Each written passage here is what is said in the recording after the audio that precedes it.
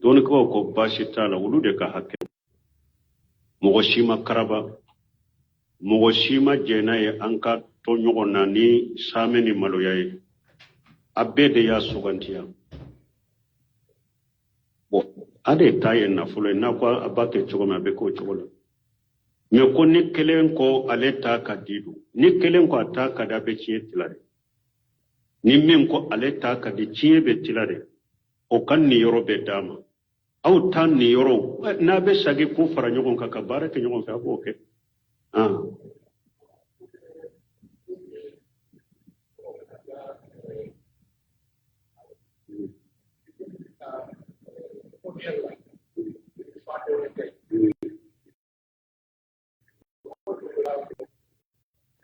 ko ako wa fora den to kana wole mogola farimi mana misalla an kattilala yere wolo teminye wolo dente miye ikana wolo sabe kala kika jammu kala ka kika tenye na be dambi katima ko karasa de wotebe ko dem munum be tomo fa don nen to be ke togodi don ko ko be saka wolo sebe karasa ibnu adama ube ni muso de karasa ibnu hawa ube karasa ibnu abdullah hada madem be alaka jo abe togo do kala tendro ka fa ke karasa ibnu adama be fa ibnu abdullah hada madem be alaka jondo de aboke ube karasa muso masna ewa ibnu hawa karasa hawa ewa bint abdullah uluna nyogono abdullah ube adama una nyogona ba fa ko me kani togo kala ki ka jamu kala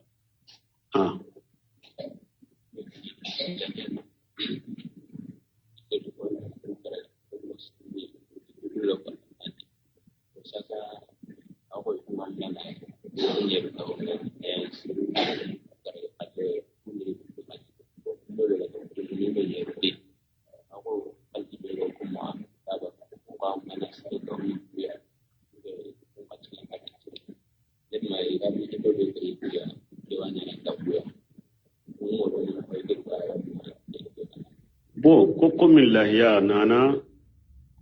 mo wolon fula ka je misila mo wolon fula ka je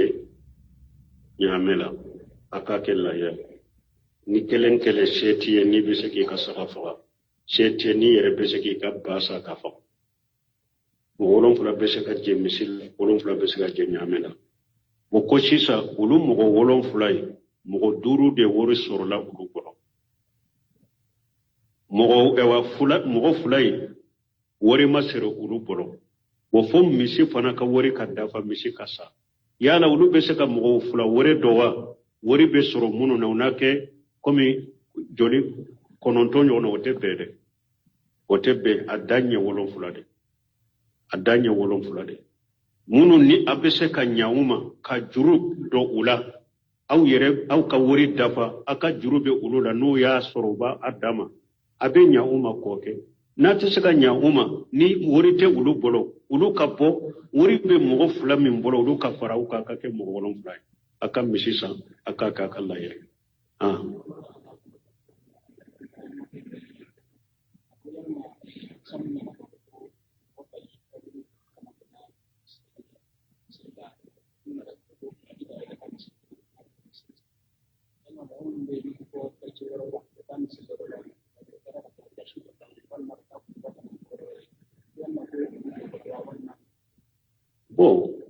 ko doko hadisa min nana ko ate daga moka yere nan kan fenta kata yorola fo misiri saba alikaba batil maqdis ciden kan misiri ko yala ka wuri yoro dola kin dola kata misiri dola kata kutubal lamme ube kata dersu lamme ube dola doni ke ko ye doni nyini de imata bato wore ke wala itara doni de nyini kalo tama ke doni no bori nonun tumbe nu ye hadisa me mogo min bolo fo jamana were ibe tama kata o ye doni nyini de ube do hadisa de kono man salaka tariqa yele tamisu fihi ilm sahala Allah lahu tariqa ila aljanna ube do hadisa de kono ciiden ko ni mogo min donna sira dɔ la n'i b'a kɛ ka dɔɔni de ɲini ala bɛ sira nɔgɔye ka taa arjanna ma n'o sababu ye min bɛ bɔ k'i ŋɛrɛla ka na kotuba dɔ de lamɛn kotuba in ka dɔɔni n'a ka faamu kama i bɛna derisu de lamɛn derisu in ka dɔɔni ɲini faamu kama e bɛ don hadisa de kɔnɔ ni ciiden ko ni mɔgɔ min donna sira la n'i bɛ dɔɔni ɲini ni o sira ye ala bɛ sira nɔgɔye ka taa arjanna ma ni o sababu e bɛ don hadisa de la donc e ma taa bato sempulu kɛ tɛ e taara dɔɔni ɲini de la sebaw tun bɛ kalo taama san kelen taama u b'a kɛ hadisa kelen nɔfɛ waaleykum salaam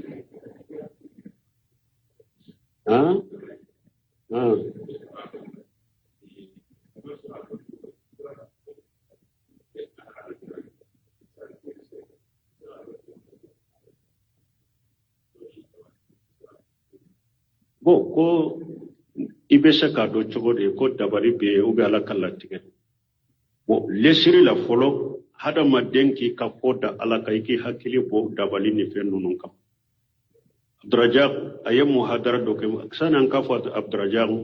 ibnu qayyim ka kitabu dɔ la a ye sababu 10 fɔ sababu 10 min bɛ hadamaden kisi dabali ma a sababu dɔ ye mun ye e ka sira la ɲɛ ani ka ko da ala kan ani tawhidi ka sɔrɔ e bolo i min ye ka jugu ye min ye ka hasidi ye min ye ka dabalibaga ye ka ni dusukun dir'o la ye o kɛ komi a tɛ o ye sira dɔ de ye n'a bɛ hadamaden kisi i k'i ka wakilu da ala de kan o de y'a to hali dɔɔnikɛbagaw ko jinna furakɛlaw dɔ bɛ min kɛ ni jinna setane kumana mɔgɔ dɔ nɛn kan jɔn y'i bila a la jɔn ko i ka don a la jɔn bunbaji ninnu ko i kana ni ɲininka ninnu bɛ na ni balawu ni fitinaw de hali ni setane kumana banabagatɔ nɛn kan karisa de ye dabali karisa de cɛma bunbaji ko i k'a fɔ ma i da de min ɲininka nin na nkalon tigɛ la jinnaw bɛ nkalon tigɛ nin ko sugu kɛra sababu ye ka kafo yɛrɛ sigi yɛrɛ gɛlɛya mɔgɔw bolo ka kabilaw cɛ gɛlɛya ka misiri kɔnɔnaw gɛlɛya bɛɛ sikalen bɛ ɲɔgɔn na jinna setane nkalon tigɛla dɔw b'a fɔ dɔ nɛn kan ko banabagatɔ de nan ka karisa de dabali ale b'i ɲa lajɛne a lajɛne hali n'a ma f'u ye juguya bɛɛ dɔn ni ɲɔgɔn cɛ hadamaden k'i dusukun bɔ ninnu kan i dusukun da ala de kan ko fɛn o fɛn ye e sɔrɔ ala ka latigɛ de o hadamaden ka nin de sɔn wa ma hum bi darina bihi min ahadin illa bi idnillah ala ko dabarikɛlaw to se ka mɔgɔ si tɔɔrɔ n'u ka dabari ni ala ma jɛ n'a ye hadamaden k'i hakili bɔ ni dabari ni fɛnw kan ni fɛn o fɛn ye e sɔrɔ e ka jate minɛ ala ka latigɛ ye ko ni dankaniya sɔrɔla i bolo wagati min e yɛrɛ ye mɔgɔ dɔw ye a ye dabali dɔ i ka so i bɛ se ka fɔ nin na n dabalira i bɛ dabali in bɔ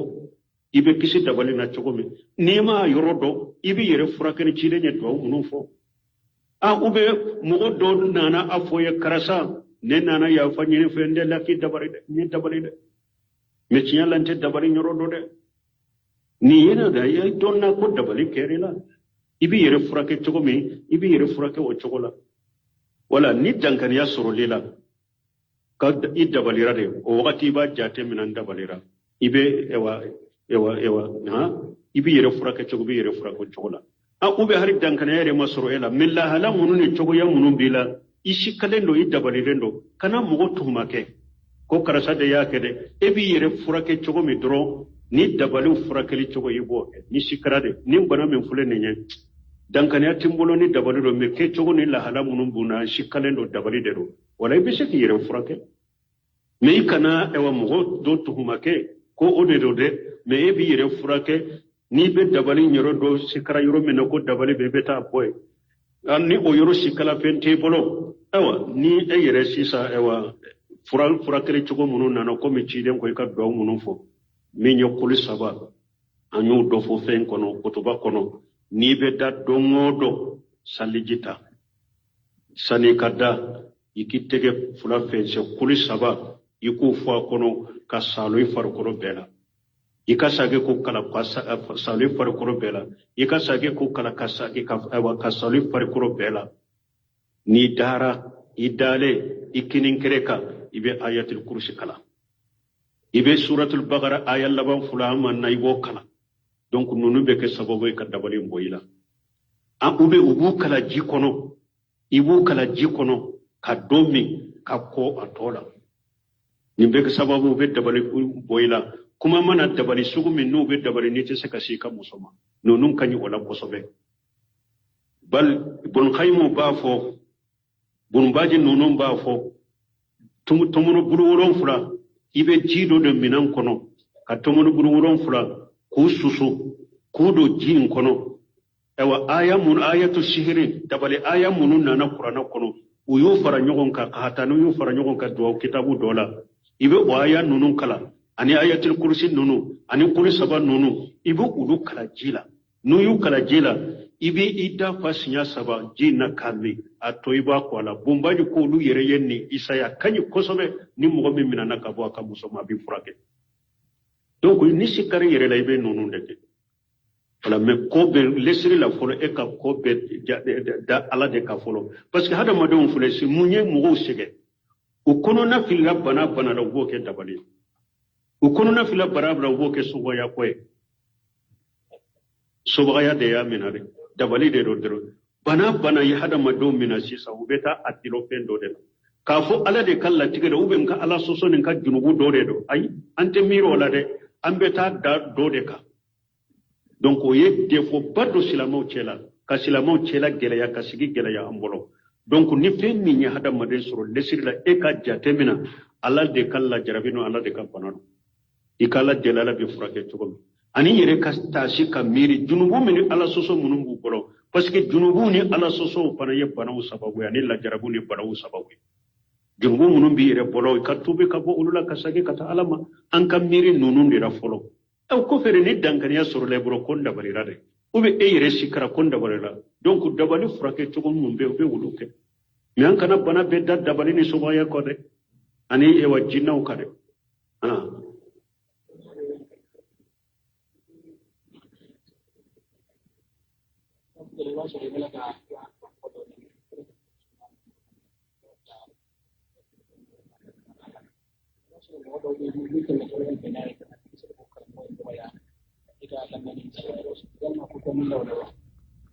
ko mogodo ko ebe ka derisu do lame ko mogodo temeto ebe kamo e ba sore dale be karamo do la e wo de ka derisu lame o mogodo temeto bo e wa o karamo kan metro uganani o junubu be elawa o na ya sore e madabo akama ni e yere yado nin karamo min fulen ni nyem fule jama min chela ko manduye nu koni ya kamme doro doba nani kana ke sababu ya kanani hari makka tuma mi ewa mu'minu tumbe makka nu be kafiru ka bolu nani nu ye kafiru ka bolu nani kafiru fana be ala nani ala ko mu'minu ma akana mugo munun te fendo akanu ka bolu nani nu be ala nani fendo baliyaka ayo ka bolu nani ni toy kasoro ka bolu sabute islamiya sariya kan yamar kan de minni abena ni ala kan nani ne ala ko ka toy bonni yere ya do be yoromi ni karamo ko ni kam mena dro doba nani ube amanduye kana kan kala o yorola ni be ke sababu na be do ya na be na men na ya soro e ma dabo kama e bi ka e walla mele de la ale de temina dro aya nani foite e ka o be do jide karamo ka daraja mayre karamo kan nin do de ma fo karamo jugo bidiya mo de nalilini min be e ka waye ala ka barawdi ina kaka me karamo tilelen do de ala ta de be fo ciden ta de be fo ala faham salafu salih cinya abe cinya min fo de mandi mo waye o ya hasida ne o cinya fo de ka koni yonu cinya fo de o karamo sugun kuma be fo e ko fe la gosili be ke ela nanini nane be ke la abe bi ka daraja ko de ta la abe be sabe e ma baraji de nimbi nani abe sabe o ma junubuye abe sabe e ma darba e wa baraji abe ke sababu ke daraja korota alafe abe ke sababu ki kan nani baga ka majigi alafe de ka junubu de sabai o yi ka daraja korota lende o kana karamo toro yere ika baraji de ba ke ka chaya chide unnani na chide simatte me fu kama ko e wa donkili dan na fadu chide unnani na de e ye chide un ka daraja de do so wala wodi yato imamuna safai rahimahullah ako innaka lan taqdiru an tarida an-nasa kullahum fa aslih ma bainaka wa bain Allah fala tubali bihim. Imamu na safai ko ako ette seka hada madin be jen soro de, akwai ette seka hada madin be jen soro de, nimbe eka ini ala ce dila hada madin tai kani makodola, hada madin tai kani makodola keni ala ce dila do. Amunafaqina hasirina jugube munun foi ko be e kanu jatere innaka la taqdir an yardan nasa kullum an tarida nasa kullahum fa aslih ma bainaka wa bain Allah fala tubali bihim. Ete sika be jen soro de min be e kayni ala ce dila ikana imma kodo hada madon ka kuma layre ubila be min fo ka fo wadi yato tabiina a wishil gharani ako cinya foli nyamarlin kamo nyamare nyumai kamo bali kabo jugumama ako amaterito cinya folabo ako cinya fo materito cinya folabo ako ale fula be cinya min fa be nyamarlin ka be balile minke kum mugo ya ale ko fashiqu ye udeme munu ya ale ko cinya folika uye fashiqu do soro fana mun budeme oka uye hari ko baw do fo aleka ko munu ye ko bawye aleni munu kele ka jawlu yo u fo aleka me ko otar ale toy ota to ko ale be tinya fo li toyle ko uye hari ko baw galon ti galela galonda alela ko me ota ato ko ale be tinya fo li toyle dambali mu hada madun ka foli an kana wulo no e ka ini ala chenye to ika tinya fo la tay menyo ofo nani ni few nono ubi ka daraja korede to ubi ka baraji de chaya munun gun nani bujugo ya bu hasiriya inani ni togo chiya do de bora ale ka daraja ya alafi dungu do de sabirai aba yere de ka koyi ate eka wodi ya to amba ishitu ko akum man itamisa iridan nas bi saqtillah aradi Allah anhu ومن التمس iridan nas ومن التمس ومن التمس إرضاء الناس بسخط الله أسقطه الله عليه. أكوني مغو يهذا مدون جيني على قدمي دكورو mana eye kuma fo min te chinya min mandi alay eye fo de ko be hada madem je soro chogo bi bitam chogo akola be dimi koro e biddu sukumbe ala de polo abe mugo la dimi koro o man itamsa ridallahi bi saqatillahi aradi Allah anhu wa kafahum mu'annatan nas o man itamsa ridallahi bi saqatin nas aradi Allah anhu wa kafahum mu'annatan nas awa koni mo minya ala ka jende nyini hada madon ka dimire ala tay minya ne bode fo tiye minya ne bode fo hada madon ka dimire mako sitala akwala be jey koro ewa be do ina hada madon cheba hada madon ta ala be wasaka boma mbalma wallahi na ya surni ala ka demente tinya tigun no be hari jamana kono do be na ya ba abi kunu shiya kele ta boyere Kela bikunu logoma kela ita boyere fuyi maju bunu kaymu ko hada madente seka ewa ko wure ke ka hasidiya min ba toro ka soro nema min ba ke ka jiri kaw akoni ko ka tora nyini tora wure nyini katika hasidima min te balawu munun ni e tora min ba ka akoy to soro ni alaye kan nema jiri bana min baka tora min baka o wasara ite sika foi kala min gogo burgai mo yode fo ite sika foi ki ka hasidi la tora sike ka hasidi la min kabbo kateme min baka foro parce que dongodo ni e ka to nyuma be fo o be ala e nema do ke dorale banana do fora dale ka banana la fiatai donc ambe min fo hada ma denki ka ciya fo bien ala ta foi ka ciden da fa besa ka kai hikima ko ne udu ila sabili rabbika bil hikmati wal mawjati al hasana ibesa ka hikima ke kola me ala ta fole ne cinya fole nani ni mini to jogo ni da gosili munu be kani sile fili wulula uli bi daraja korota de subhanakallahumma rabbuna bihamdika ashhadu an la ilaha illa anta astaghfiruka wa atubu ilaik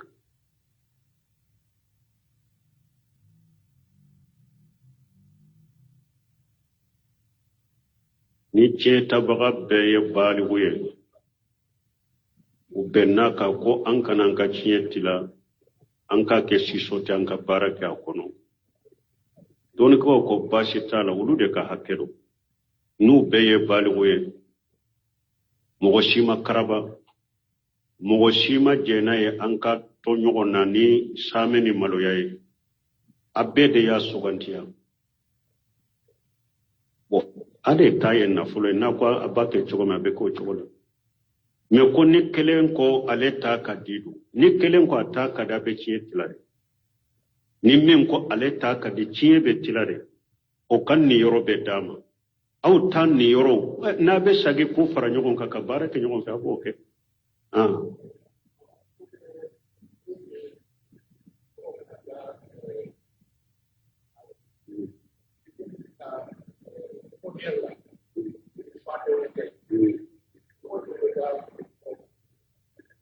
bon ko an ko a fɔra den tɔgɔ kana wele mɔgɔ la fa tɛ min ye mana misali la an ka tile la e yɛrɛ ka woloden tɛ min ye woloden tɛ min ye i kana wolo sabe k'a la k'i ka jamu k'a la k'a k'i ka den ye n'a bɛ danbi ka t'i ma ko karisa den o tɛ bɛn bon ko den minnu bɛ tɔmɔ fa dɔnnen tɛ o bɛ kɛ cogo di dɔɔnikɛlaw ko a bɛ se ka wolo sɛbɛ karisa ibn adama ni muso de karisa ibn hawa karisa ibn abdullahi hadamaden bɛ ala ka jɔ a bɛ tɔgɔ dɔ k'a la ten dɔrɔn k'a fa kɛ karisa ibn adama ye bɛɛ fa ye ibn abdullahi hadamaden bɛ ala ka jɔn dɔ de a b'o kɛ karisa muso masina ibn hawa karisa hawa bint abdullahi olu n'a ɲɔgɔnnaw abdullahi adama n'a ɲɔgɔnna a b'a fa kɛ o ye mais e kan'i tɔgɔ k'a la k'i ka jamu k'a la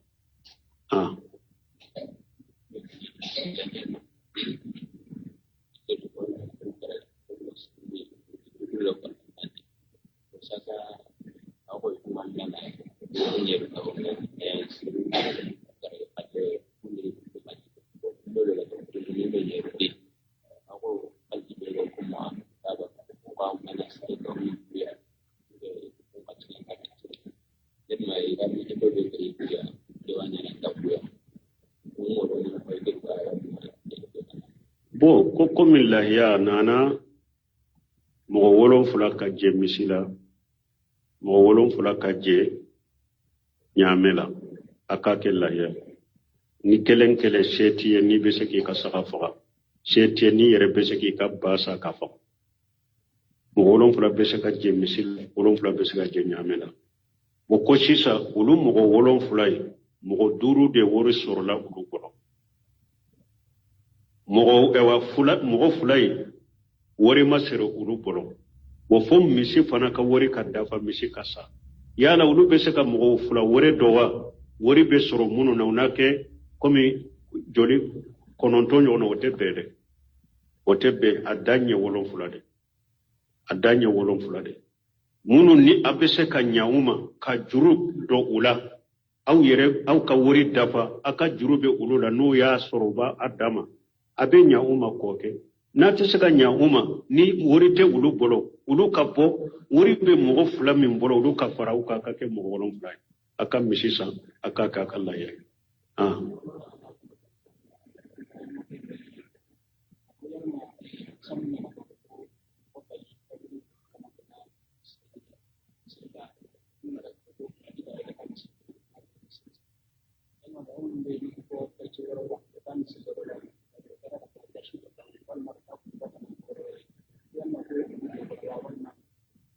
bon ko dɔ ko hadisa min nana ko a tɛ daga mɔgɔ ka yɛrɛnankanfɛn ta ka taa yɔrɔ la fo misiri 3 alikaba Baitul Maqdis ciden ka misiri o ko yala ka wuli yɔrɔ dɔw la kin dɔw la ka taa misiri dɔw la ka taa kutuba lamɛn ka taa dɛrisu lamɛn u bɛ dɔw la dɔɔnikɛbagaw k'o ye dɔɔni ɲini de i ma taa bato wɛrɛ kɛ o la i taara dɔɔni de ɲini kalo taama kɛ dɔɔni nɔfɛ e bori nunun tumbe nu ye hadisa me mo min bolo fo jamana were ibe tama kata o ye doni nyini de obe do hadisa de kono man salaka tariqa yaltamisu fihi ilm sahala Allah lahu tariqa ila aljanna obe do hadisa de kono ciiden ko ni mo min do nasira dola ni ba ke ka doni de nyini ala be siran no ye kata arjanna ma no sababu min be bo ki ngerela kana kutuba do de lamme kutuba en ka doni na ka famu kama ube bena derisu de lamme derisu en ka doni nyini famu kama ebe do hadisa de kono ni ciiden ko ni mo min do nasirala ni be doni nyini ni o sirai ala be siran no ye kata arjanna ma ni o sababu ebe do hadisa de la donc e mata bato simple ke tew e tara doni nyini de la sebo tumbe kalotama sankele tama ubake hadisa kele no wa alaykum salam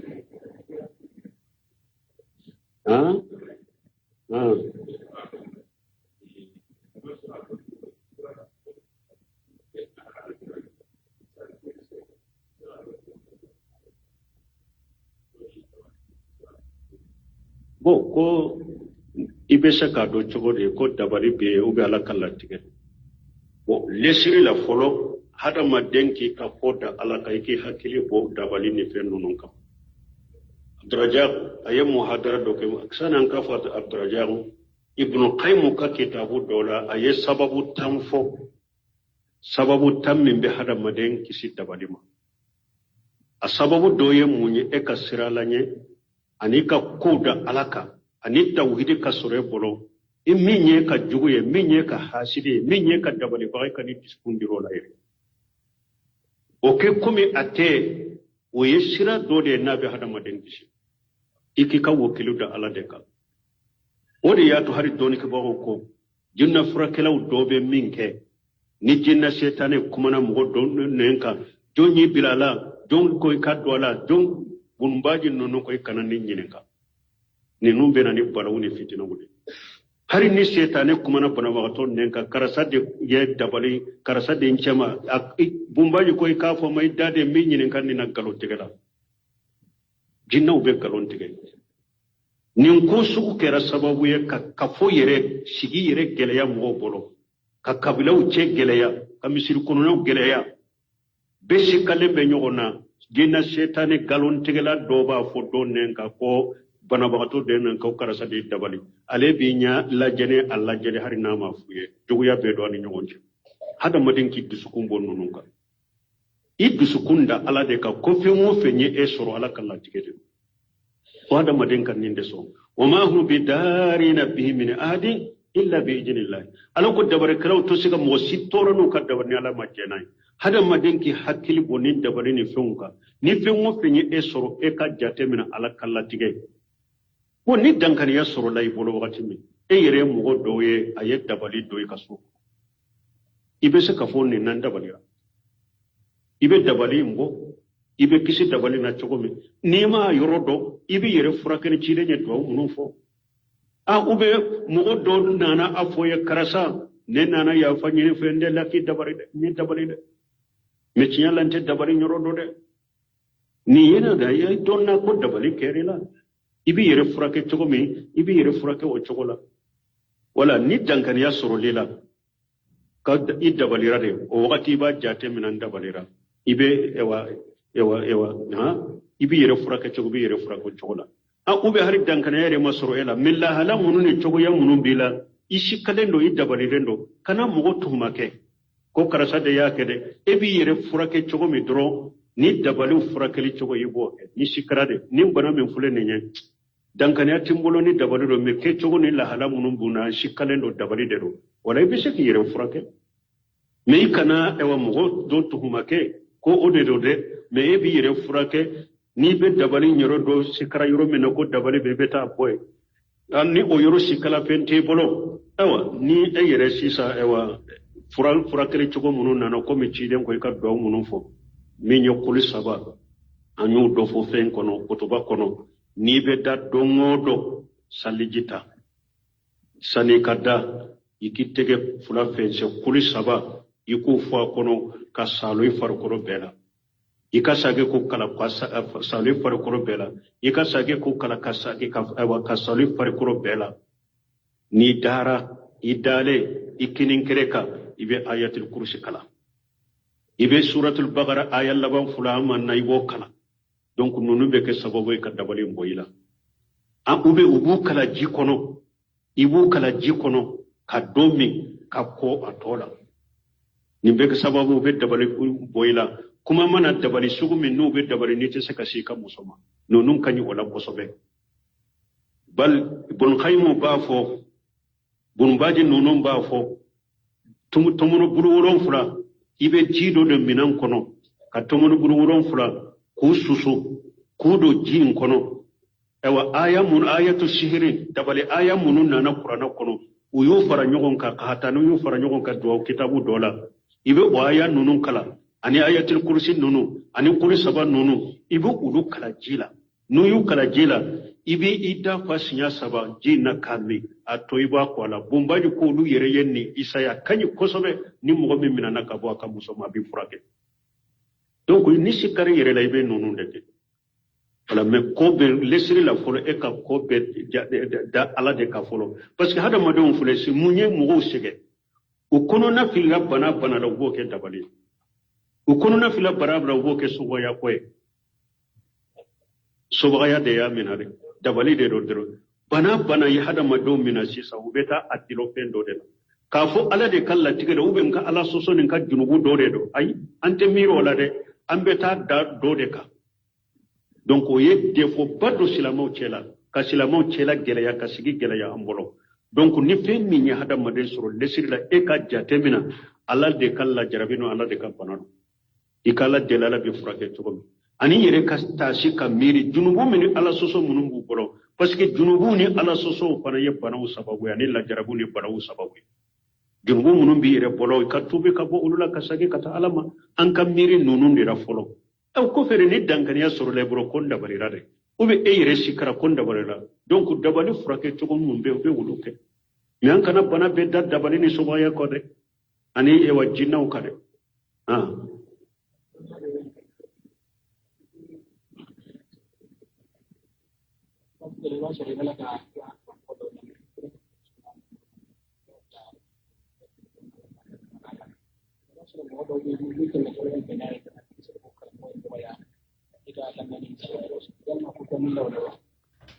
ko mogodo ko ebe ka derisu do lame ko mogodo temeto ebe kamo e basure dale be karamo do la e wo de ka derisu lame ko mogodo temeto go e wa o karamo kamme dro ubanani ko junubu be elawa onna ya sore e madabo akama ni e yere yado nin karamo min fulen ni nyam fule jama min chela ko manduwe nu koni ya kamme dro doba nani kana ke sababu ya kanani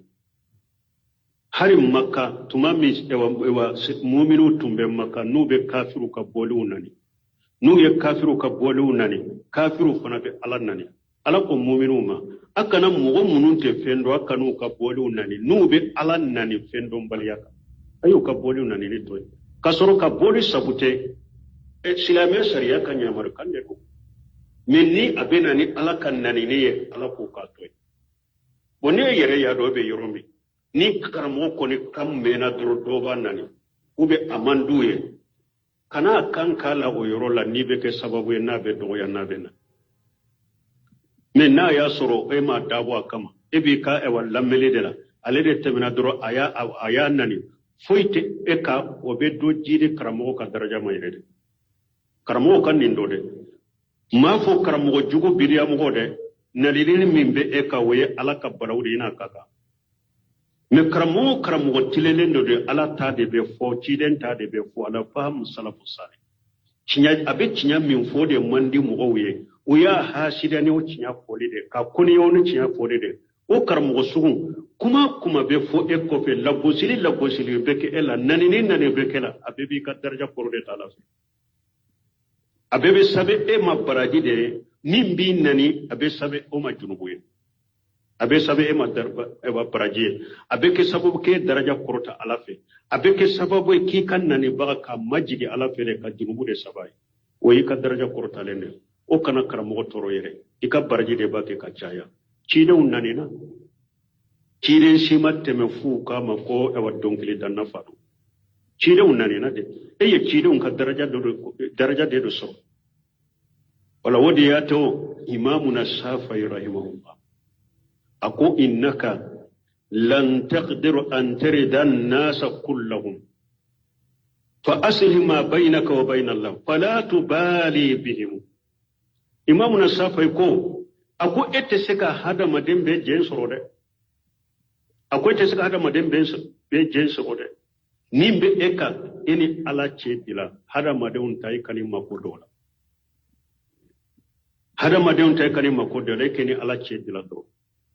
amuna fagina hasirina jugube munun foy ko be e kanu jatere innaka la taqdir an yarda nasa kullum an tarida nasa kullahum fa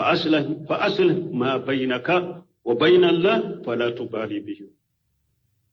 ete sika be jen sorode min be e kayni ala cedila ikana imma koddo hada madon ka kuma layre ubilan be min fo ka fo wodi yato tabiina a wishil gharani ako cinya fole nyamarlin kamo nyamare nyumai kamo bali kabo jugumama ako amaterito cinya fola bo ako cinya fo materito cinya fola bo ako ale fula be cinya min fa be nyamarlin ka be balile minke ko mogo ya ale ko fasiqu ye udeme munu ya ale ko cinya fole ka uye fasiqu do soro fana mun budeme oka uye hari ko baw do fo ale ka ko munu ye ko bawye ale ni munu kele ka jawlu yo u fo ale ka me ko ota ale toy ota to ko ale be cinya foli toy ko ye hari ko baw galon ti galela galonda alela ko me ota ato ko ale be cinya foli toy dambal mu hada madun ka foli an kana wulo no e ka ini ala cenye to ika cinya fola tay menyo ofo nani ni few nono ubi ka daraja korede to ubi ka baraji de chaya munun gun nani wujjugo ya bu hasiriya inani ni to cinya do de bora ale ka daraja ala fi dun wudo de sabirai aba yere de ka koy ati eka wodi ya to amba ishitu ko akum man itamisa iridan nas بسخط الله رضي الله عنه ومن التمس إرضاء الناس ومن التمس إرضاء الناس بسخط الله أسقطه الله عليه أكون مغوم ويهذا مدون جيني على قدمي دكرو mana eye kuma fo min te cinya min mande alay eye fore ko be hada madewum jeen soro cogo bi bitam cogo akola be dimi koro e beddu sukumbe ala de polo abe mugo la dibe koro o man tamsari dallahi bi saqati allah aradi allah anhu wa kafahum mu'annat an-nas o man tamsari dallahi bi saqati an-nas aradi allah anhu wa kafahum mu'annat an-nas awa koni mugo minya ala ka jende nyini hada madon ka dimire ala tay minya ne bode fo ciye minya ne bode fo hada madon ka dimire mako sitala akwala be jey koro ewa be do ina hada madon cheba hada madon ta ala be wasaka boma balma wallahi na ya surni ala ka demente cinya tigun no be hari jamana en kono do be na ya ba abi kunu cinya kele ta boyere cinya kele bi kunu logoma kele ta boyere fuyi maju gun kaymu ko hada madente seka ewa ko wure ke ka hasidiya min ba toro ka soro nema min ba ke ka jidi kaw akoni e ko ka tora nyini tora wure nyini ka te ka hasidima min te balawu munun ni e wa tora min ba ka akoy to soro ni alaye kan nema jidi bana min ba ka tora min ba ka o wasara ete seka foi kala min gogo bur kay mo yode fo ete seka foi ki ka hasidi la tora sike ka hasidi la min ka bo kateme min ba ka folo parce que dongodo ni e ka togo nyuma be fo o be ala e nema do ke dorale banana do farada re ka banana la fiya tay donc ambe mi fo hada ma denki ka ciya fo bien ala ta fo ka ci den ta fo be se ka ke hikima ko ne udu ila sabila rabbika bil hikmati wal mawjati al hasana ibe se ka hikma ke kola me ala ta foli ne tinya foli nani ni mini to jugu ni labo sele munu be kani sega fili wulula uli bi daraja korota de subhanaka